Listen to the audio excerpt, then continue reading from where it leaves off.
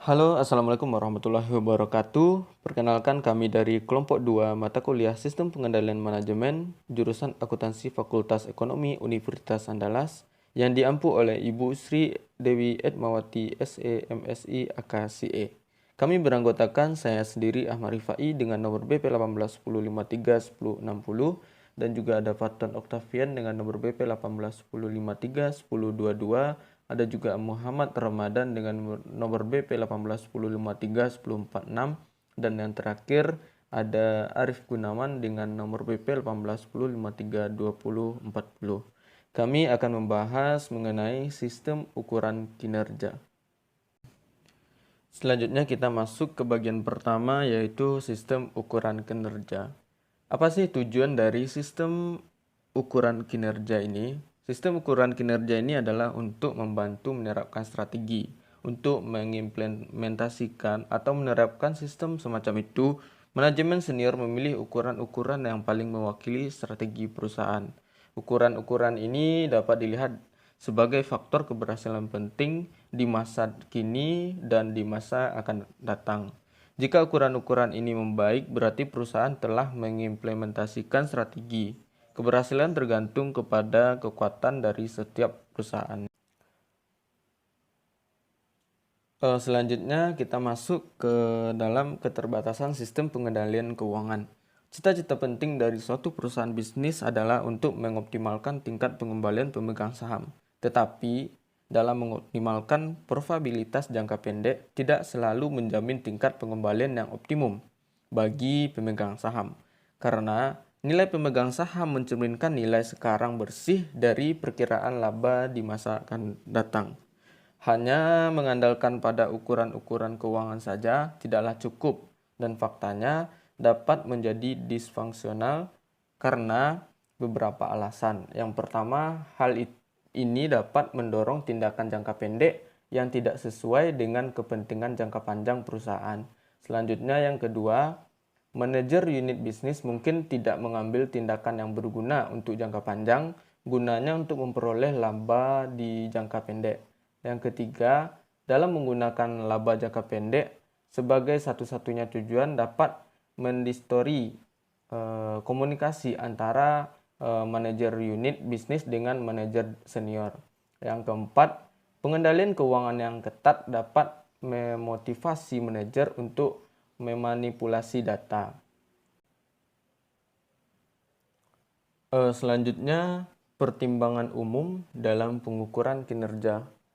Membandingkan sistem ukuran kinerja dengan panel instrumen pada dashboard memberikan wawasan penting mengenai bauran dari ukuran keuangan dan non-keuangan yang diperlukan dalam suatu sistem pengendalian manajemen, yaitu satu ukuran tidak dapat mengendalikan sistem yang kompleks dan terlalu banyak ukuran penting membuat sistem tersebut menjadi terlalu kompleks.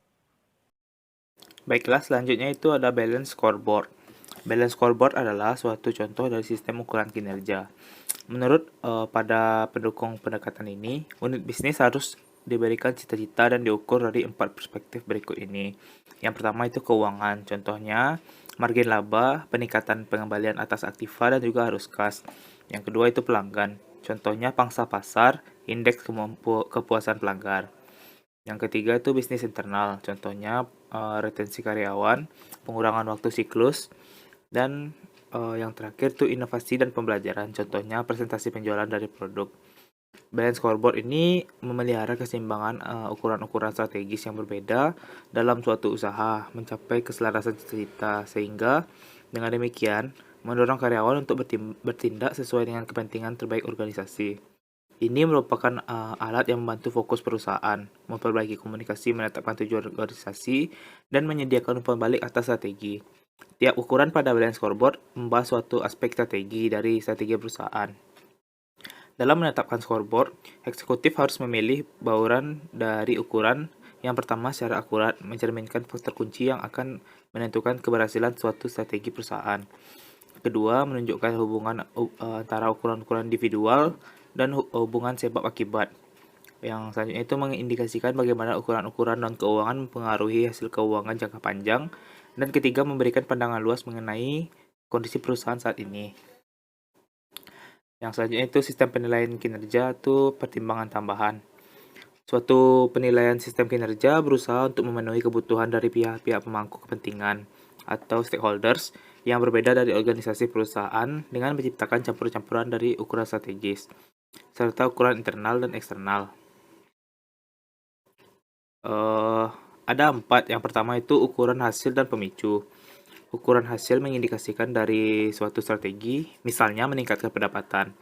Ukuran ini biasanya merupakan indikator yang terlambat, yang memberitahu manajemen mengenai apa yang telah terjadi. Sebaliknya, ukuran pemicu merupakan indikator yang mendahului, yang menunjukkan kemampuan dari bidang-bidang kunci dan mengimplementasikan suatu strategi.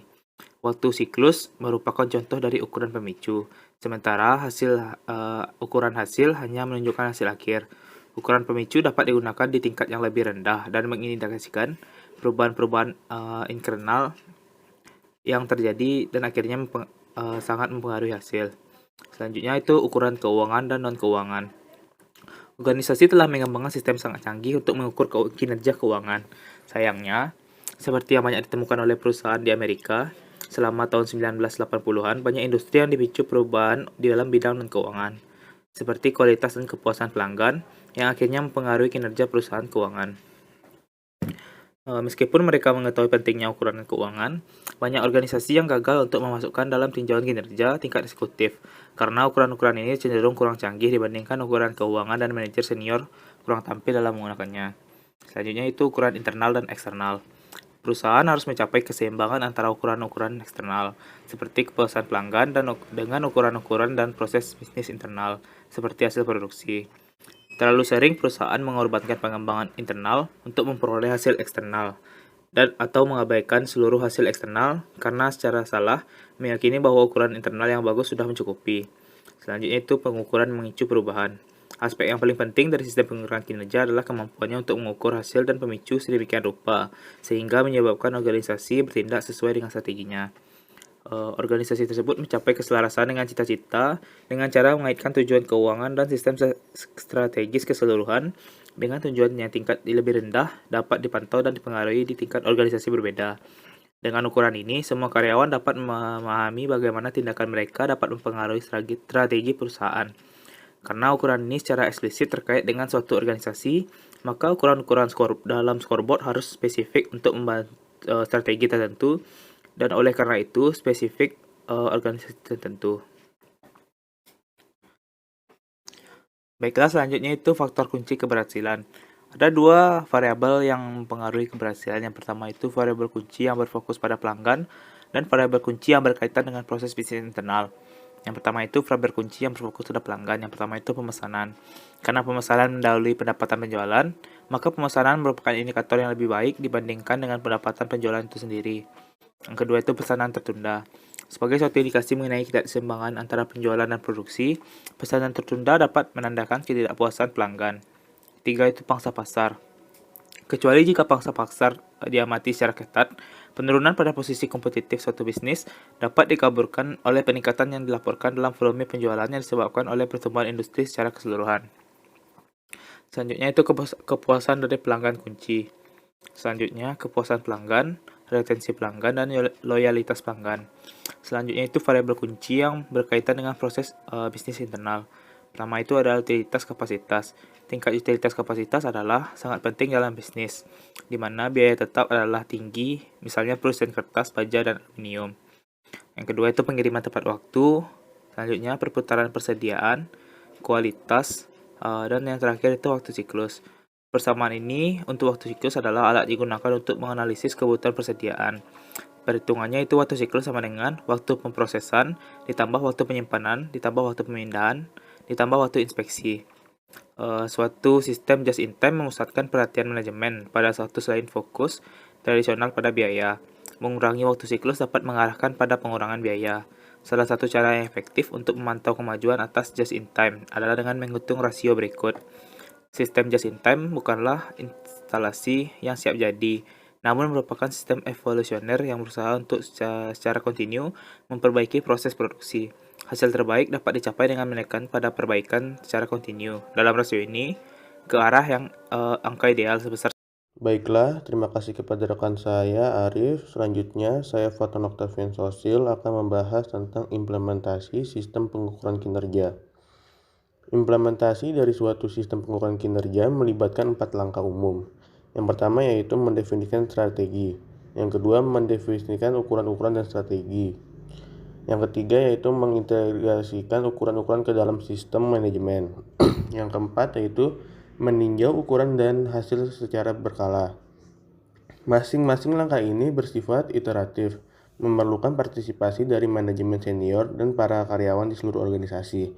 Meskipun controller bertanggung jawab untuk mengawasi pengembangan, ini merupakan tugas bagi seluruh tim manajemen. Mendefinisikan strategi scorecard membangun suatu kaitan antara strategi dengan tindakan operasional. Oleh karena itu, proses mendefinisikan scorecard dimulai dengan mendefinisikan strategi organisasi. Untuk perusahaan dalam suatu industri, misalnya analog device, Maytag, Wrigley, scorecard tersebut sebaiknya dikembangkan di tingkat korporasi dan kemudian diturunkan ke tingkat fungsional dan tingkat di bawahnya.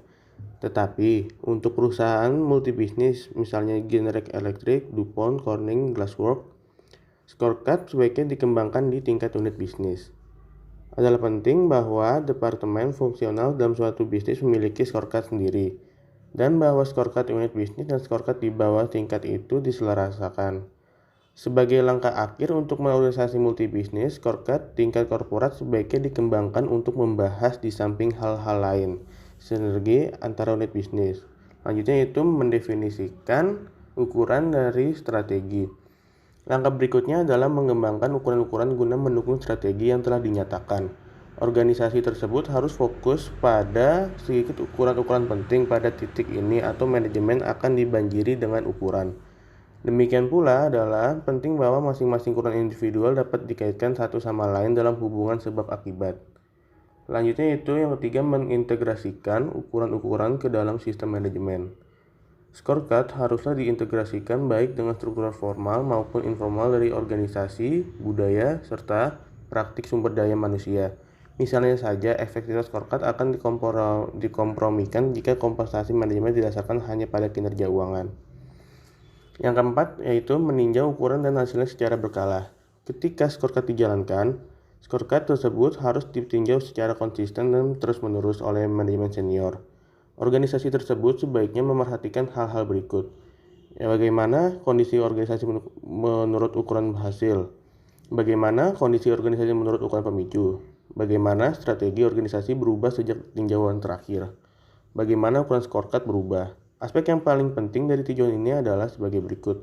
Menginformasikan kepada manajemen mengenai apakah strategi tersebut telah dilaksanakan dengan benar dan seberapa berhasil strategi itu bekerja, menunjukkan bahwa manajemen serius mengenai pentingnya ukuran-ukuran ini, menjaga agar ukuran-ukuran tersebut sejajar dengan strategi yang selalu berubah, memperbaiki pengukuran. Selanjutnya yaitu kesulitan dalam mengimplementasikan sistem pengukuran kinerja. Terdapat kesulitan dalam mengimplementasikan sistem pengukuran kinerja, yakni yang pertama yaitu korelasi yang buruk antara ukuran non-keuangan dengan hasilnya. Sederhananya, tidak ada jaminan bahwa profitabilitas masa depan akan mengikuti pencapaian target di bidang non-keuangan manapun. Ini merupakan masalah yang serius karena ada asumsi yang melekat bahwa profitabilitas masa depan mengikuti pencapaian ukuran individual. Mengidentifikasikan hubungan sebab akibat, ukuran-ukuran yang berbeda lebih mudah diucapkan daripada dikerjakan.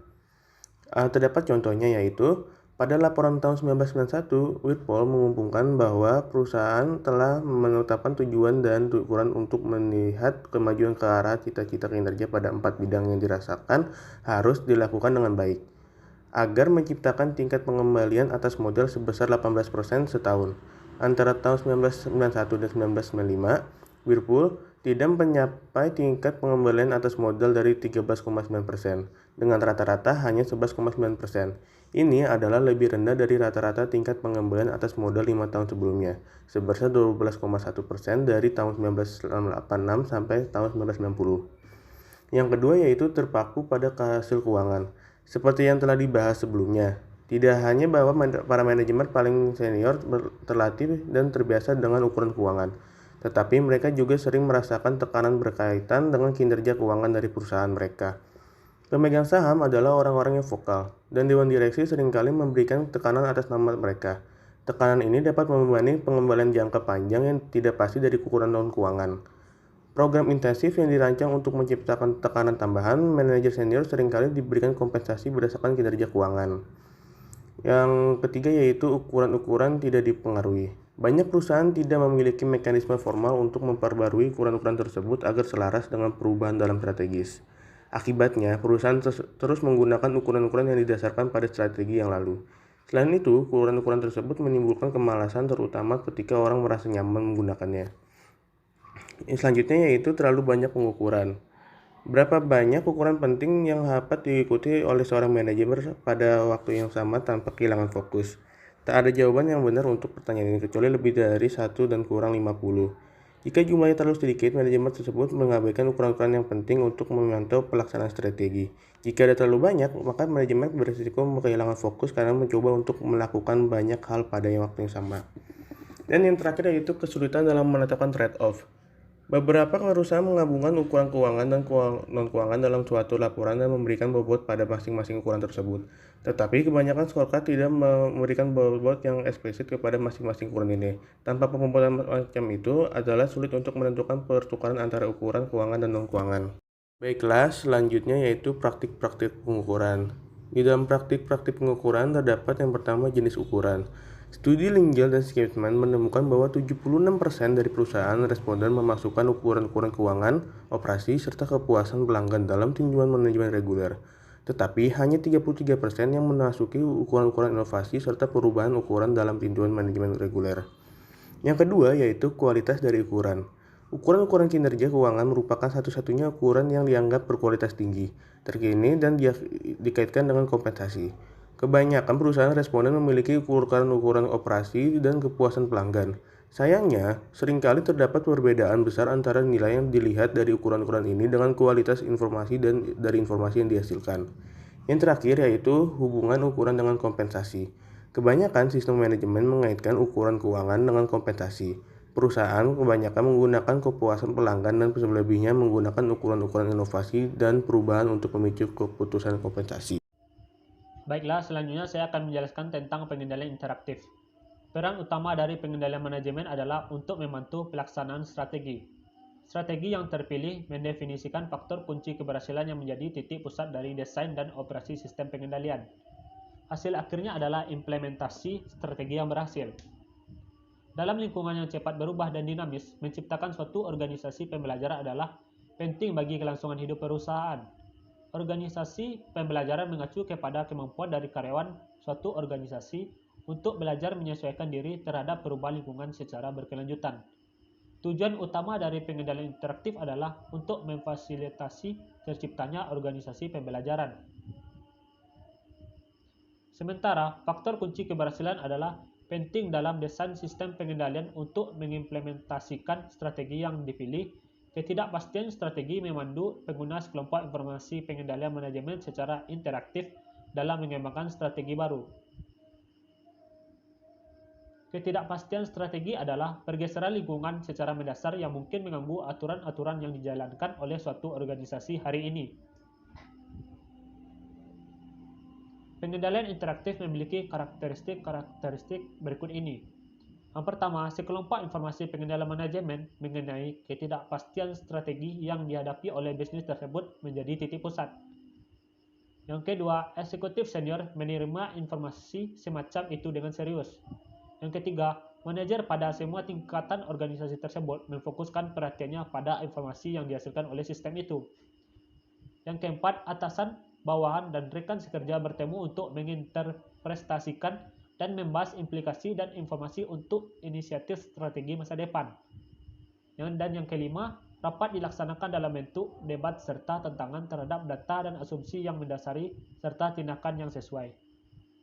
Perusahaan sebaiknya memantau diskontinuitas teknologi berikut. A.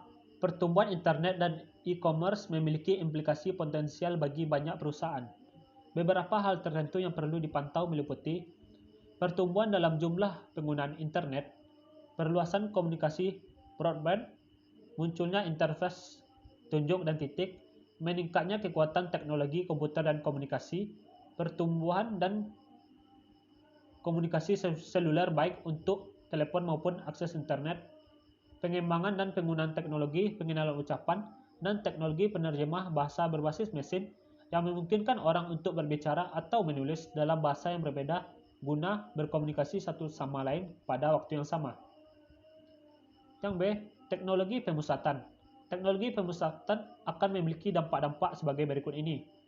Pemusatan suara, data, dan gambar memiliki implikasi bagi perusahaan-perusahaan yang beroperasi dalam industri produk, elektronik konsumen, telekomunikasi, dan komputer. Integrasi teknologi kimia dan digital memiliki pengaruh terhadap perusahaan-perusahaan. Bauran hardware dan software memiliki pengaruh terhadap perusahaan-perusahaan. Munculnya rekayasa dan bioteknologi tanaman membuka peluang bagi perusahaan-perusahaan dalam ilmu pengetahuan kehidupan. Yang C itu miniaturisasi dapat membuka peluang bagi produsen alat-alat elektronik serta alat rumah tangga. Yang D yaitu pergeseran dari barang fisik ke jasa dengan cepat mengubah industri otomotif serta usaha barang tahan lama. Diskontinuitas berikut ini yang disebabkan oleh globalisasi memiliki potensi untuk menciptakan peluang baru. Yang A. Liberalisasi, deregulasi, dan privatisasi memiliki potensi untuk menciptakan segmen pelanggan baru yang besar dalam pasar-pasar yang baru muncul. Yang B. Pesaing baru dari pasar yang baru muncul bisa menjadi pemain global di masa depan. Selanjutnya, pengendalian interaktif bukanlah suatu sistem yang terpisah, melainkan merupakan bagian yang integral dari sistem pengendalian manajemen. Beberapa informasi pengendalian manajemen membantu manajer untuk memikirkan strategi baru. Suatu subsistem seharusnya memenuhi kondisi-kondisi berikut ini sebelum dapat digunakan sebagai sistem pengendalian interaktif. A. Data dalam subsistem harus tidak ambigu serta mudah dipahami dan diinterpretasikan. B. Subsistem tersebut harus memuat data mengenai ketidakpastian strategis. Dan yang C, data dalam subsistem seharusnya membantu perusahaan untuk mengembangkan strategi. Baiklah, sekian presentasi dari kami. Apabila ada yang salah dan kurangnya, mohon dimaafkan. Assalamualaikum warahmatullahi wabarakatuh.